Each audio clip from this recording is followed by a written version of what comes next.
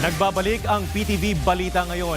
Inaayos na ng Department of Migrant Workers o DMW ang chartered flight para sa mga overseas Filipino workers na nagnanais magpa-repatriate bunsod ng nangyaring tensyon sa gitnang silangan. Ayon kay Migrant Workers Undersecretary Bernard Olalia, magbibigay ang TESDA ng upskilling para sa mga OFW na nais mag-upgrade ng kanilang competencies pagkabalik ng Pilipinas. May handog rin ang DMW na livelihood assistance para sa mga OFW na nais magkaroon ng puhunan para makapagsimula ng kanilang negosyo. Sasailalim rin ang mga repatriated OFW sa psychosocial services na nakaranas ng trauma dahil sa kaguluhan sa Middle East. Nakikipagtulungan rin ng DMW sa ating mga embahada at konsulado, pati na rin sa host government para ligtas na makatawid ang mga OFW na tatawid gamit ang land border crossing. Nakahanda rin ang kagawaran sa oras na lumala pa ang sitwasyon sa reyon.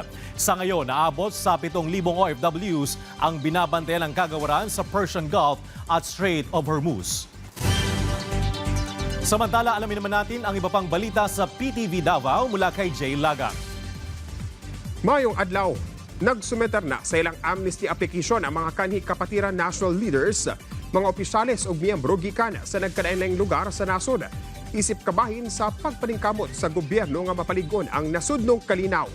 Gipangunahan ni kapatiran Chairperson Maria Veronica Kainka Tabara Inubanan sa GPH Kapatiran Joint Enforcement and Monitoring Committee ug sa mga personahe sa Office of the Presidential Advisor on Peace, Reconciliation and Unity kung upapro ang pagsumeter sa amnesty applications. Apil sa mga nag-apply og amnestiya ang mga miyembro nila gikan sa Aklan, Antique, Iloilo, Kabankalan, Kawayan, Tanhay, Bukidnon, Cagayan de Oro, Naik, Cavite. Ang pagsumiter nila sa ilang amnesty applications te mailahan sa dakong lakang sa kalinaw o pagsinabtanay tali sa kanhi mga miyembro sa revolusyonaryong grupo o sa gobyerno.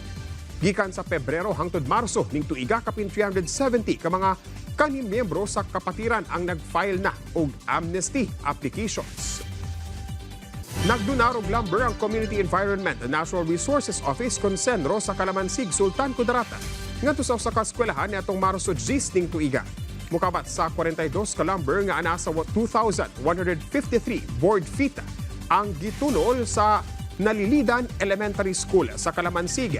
Makatabang kini sa pagtukod og dugang nga mga classrooms o kaha uban pang mga pasilidad nga kinahanglan sa mong eskwelahan.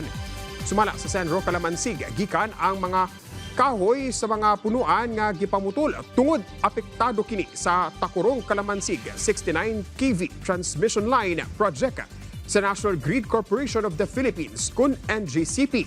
Mapasalamaton sab ang school head og tigdumala sa eskwelahan sa maong donasyon nga dakong ikatabang sa pagpalambo sa learning facilities sa ilang mga estudyante. Ang mga aktibidad na isubay sa DNR Memorandum No. 162 Series of 1993 kunasa mga nakumpiska o gitunol nga mga kahoy mamahimong idonar sa Department of Education alang sa ilang school building programs. Ug mo kadto ang mga nagunang balita dinhi sa PTV Davao. Ako si Jay Lagang. Mayong adlaw. Dagang salamat, Jay Lagang. At yan ang mga balita sa oras na ito. Para sa iba pang updates, i-follow at i-like kami sa aming social media sites sa @PTVPH. Ako si Bernard Ferrer para sa Pambansang TV sa Bagong Pilipinas.